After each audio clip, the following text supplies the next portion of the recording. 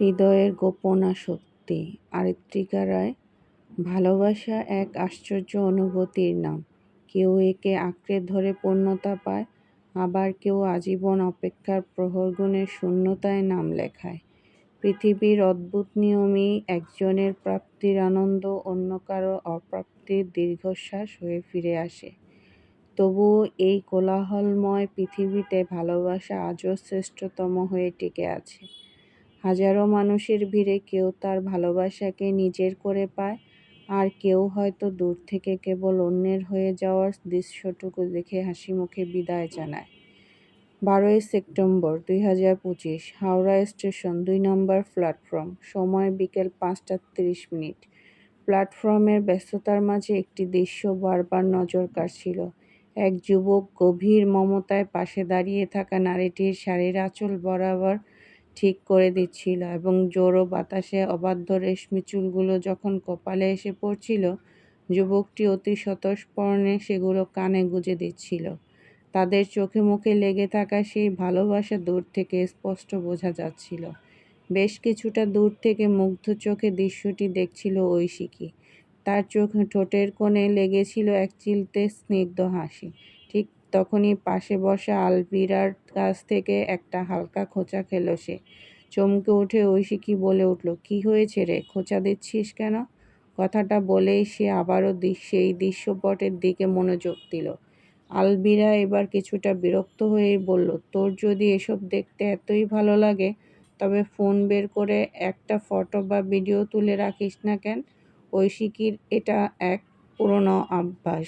যেখানেই ভালোবাসার কোনো সুন্দর মুহূর্ত দেখে সে অপলক চেয়ে থাকে, মুগ্ধ হয়। কিন্তু এই আধুনিক যুগেও সে কখনো ক্যামেরা বন্দী করার তাগিদ অনুভব করে না। আলভিরার কাছে বিষয়টা অযৌক্তিক ভালো লাগলে সেটা ফোনে জমিয়ে রাখাই তো দস্তুর। ঐশিকী হালকা হেসে ধীর স্বরে উত্তর দিল, "সব সুন্দর জিনিসে ধরে রাখার ক্ষমতা সবার হয় না।" এমন আবেগঘন কথা আলভিরার যুক্তিরাজ্যে ধরা দিল না। সে মাথা নাড়িয়ে নিজের ফোনের স্ক্রিনে চোখ ফেরালো। আলভিরা দেখতে বেশ সুন্দরী, টকটকে ফর্সা গায়ের রং আর লম্বাটে গড়ন। হিজাব পরলে ওকে যেন অবিকল একটি ফুটন্ত পদ্ম ফুলের মতো লাগে। কিছুক্ষণ বাদেই যান্ত্রিক আওয়াজ তুলে প্ল্যাটফর্মে এসে থামল ট্রেন। ঐশিকী আর আলভিরার ভিড় এড়িয়ে তড়িঘড়ি মহিলারা কামরায় উঠে পড়ল। বিকেলের এই সময়টায় ট্রেন সাধারণত কিছুটা ফাঁকা থাকে। কামরার উঠেই ঐশিকী তার চিরচেনা পছন্দের জায়গা জানালার পাশের সিটটি দখল করল। তার ঠিক উল্টো দিকে বসল ফোনে মগ্ন আলভিরা। ট্রেনটি ধীরগতিতে প্ল্যাটফর্মই ছাড়তেই বাহিরের দমকা হাওয়ায় ঐশিকীর চুলগুলো এলোমেলো হয়ে উঠতে লাগলো। ঐশিকী তথাকথিত আহামরি সুন্দরী নয়, হালকা শ্যামবর্ণ গায়ের রং, কিন্তু তার পিঠ ছাপিয়ে নেমে যাওয়া কোঁকড়ানো লম্বা চুলগুলো তাকে এক অদ্ভুত স্নিগ্ধতা দিয়েছে, ঠিক যেন প্রাচীন কোনো প্রতিমার রূপ। আলভিরা আর চোখে চেয়ে ভাবল, ইস, যদি ঐশিকীর মতো ওরকম এক ঢাল চুল থাকতো। আসলে এটাই বোধহয় জীবনের বাস্তবতা। যে যা পায় সে তার মর্ম বোঝে না, আর যে পায় না সে আজীবন সেই না পাওয়ার তৃষ্ণায় কাতর থাকে। বিশাল এক কর্পোরেট রুম।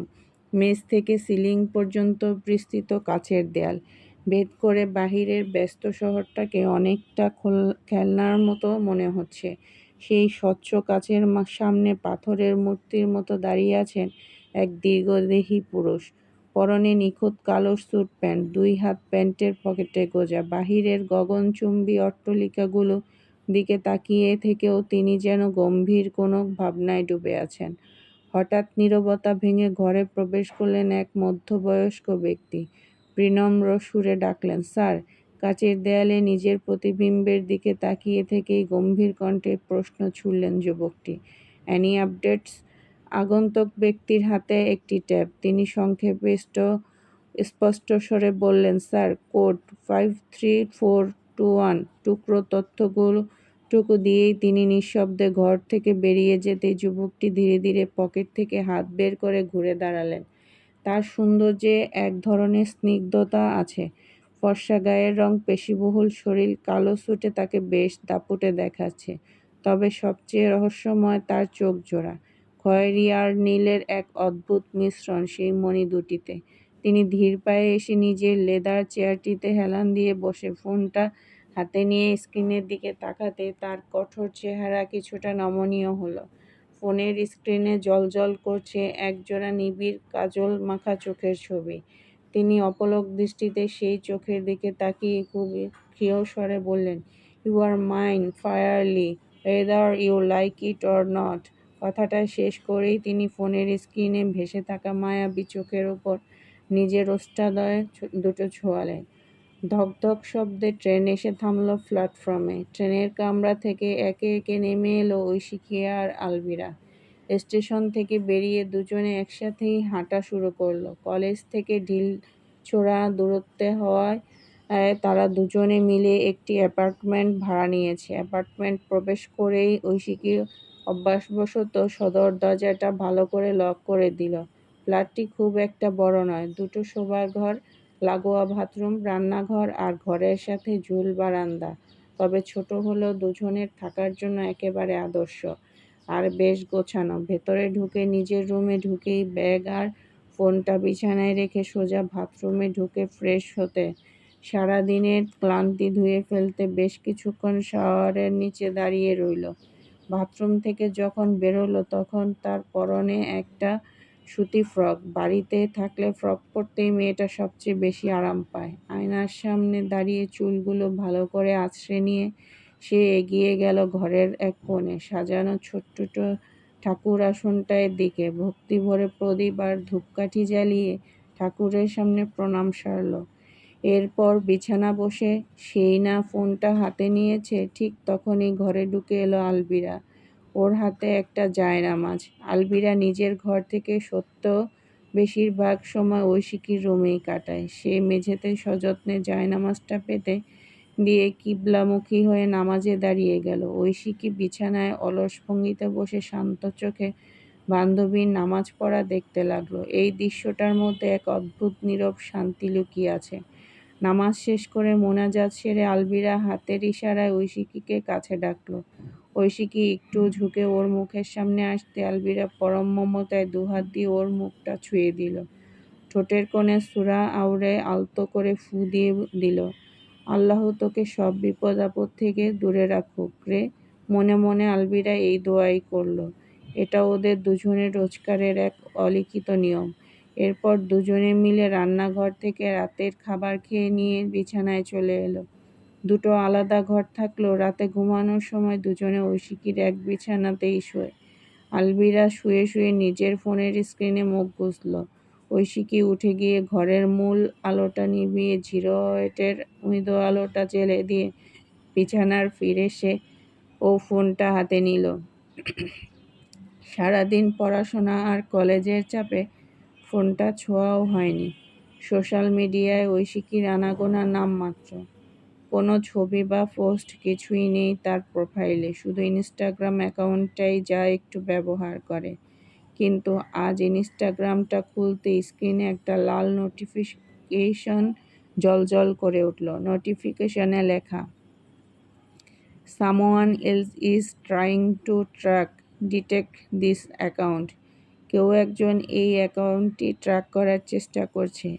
মেয়েটা ভ্রু কুঁচকে চেয়ে রইল, কিছুই বুঝতে পারল না। এটা অবশ্য আজ নতুন নয়, গত কয়েক মাস ধরে ঠিক যেদিন থেকে সে অ্যাকাউন্টটা খুলেছে সেদিন থেকেই এই একই জিনিস ঘটে চলছে।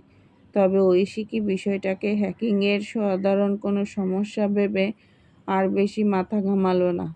ফোনটা পাশে রেখে চোখের পাতা দুটো বুজে ফেলল সে।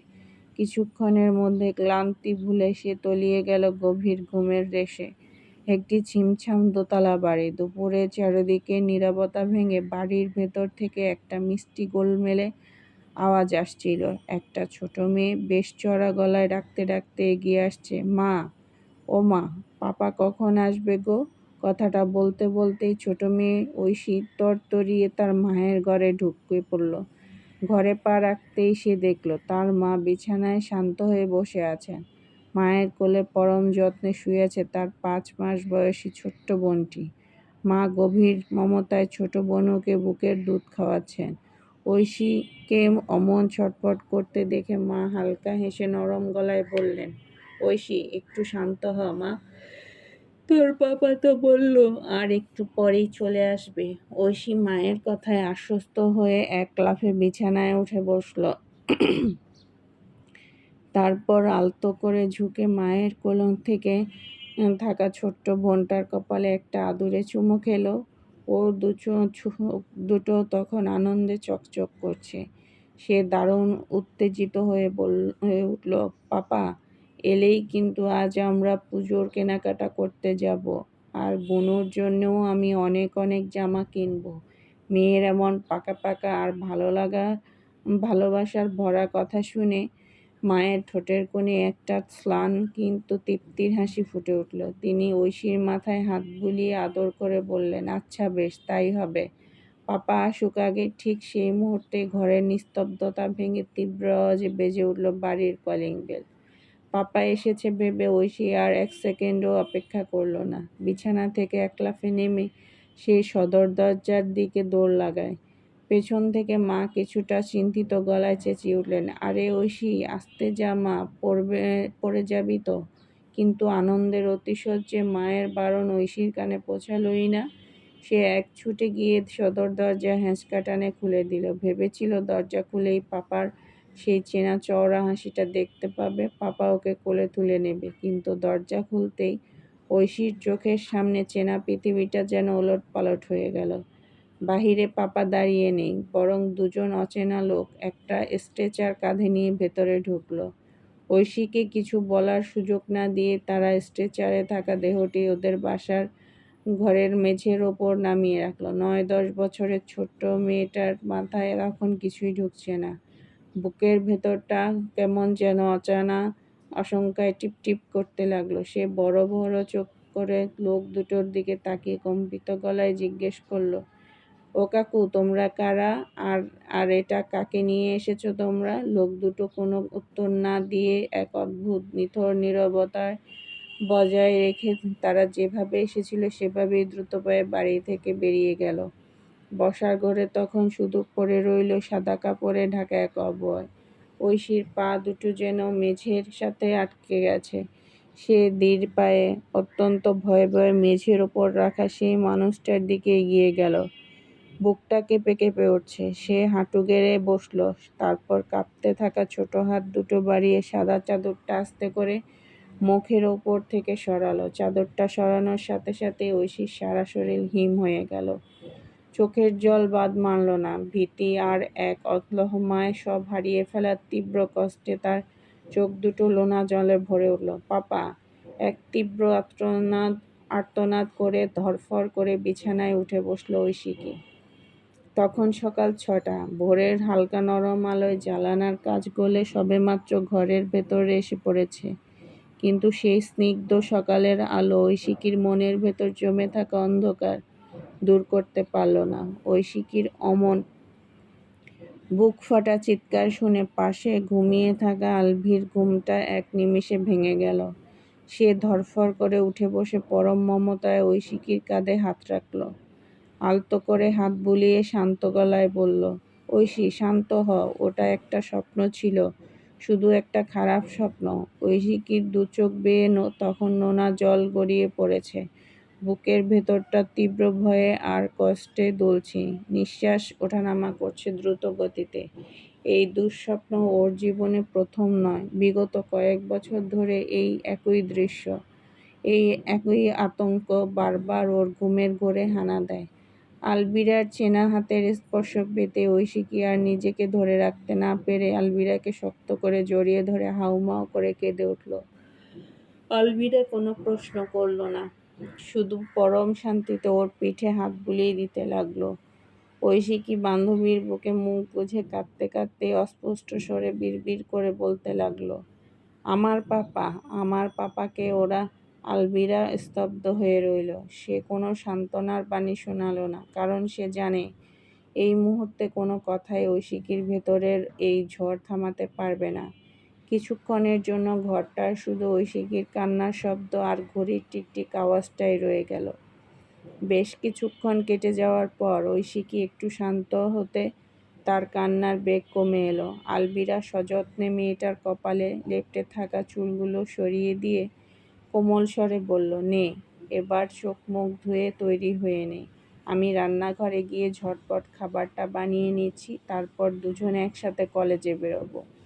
ঐশিকী আলবিরার কথা শুনে বাধ্য মেয়ের মতো বিছানা ছেড়ে ফ্রেশ হতে চলে গেল। এদিকে আলবিরা বিছানার চাদরটা টেনে টুনে ঘরটা গুছিয়ে নিয়ে রান্নাঘরের দিকে পা বাড়ালো।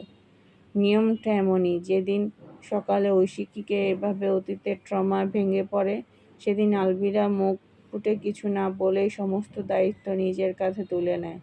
ঘর গোছানো থেকে শুরু করে রান্না সব ওই একাই সামলায়, ঐশিকীকে কোনো কাজ করতে দেয় না। আসলে আলবিরা ঐশিকীকে অতীত জীবন বা ওর পরিবারের ব্যাপারে বিস্তারিত তেমন কিছুই জানে না।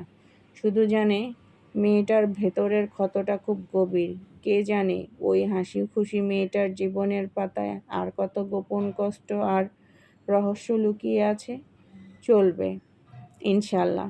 বন্ধুরা, কেমন হয়েছে গল্পটা জানাবেন। আজকের এই নতুন গল্পটি আপনাদের কাছে কেমন লাগলো অবশ্যই আপনারা কিন্তু কমেন্টস বক্সে কমেন্টস করে আপনাদের মূল্যবান মতামত জানাতে ভুলবেন না। আর যদি আমার চ্যানেলে নতুন হয়ে থাকেন তাহলে চ্যানেলটি অবশ্যই সাবস্ক্রাইব করে দিবেন। প্রিয় বন্ধুরা, আমি একটি নতুন ক্রাফটের চ্যানেল খুলেছি। চ্যানেলটির নাম হচ্ছে ক্রাফটোরাল্যান্ড। যদি আপনাদের ক্রাফটিংয়ের জিনিস তৈরি করতে দেখতে এবং তৈরি করতে ভালো লেগে থাকে তাহলে আমার চ্যানেলটি একবার হলেও ভিজিট করে আসবেন।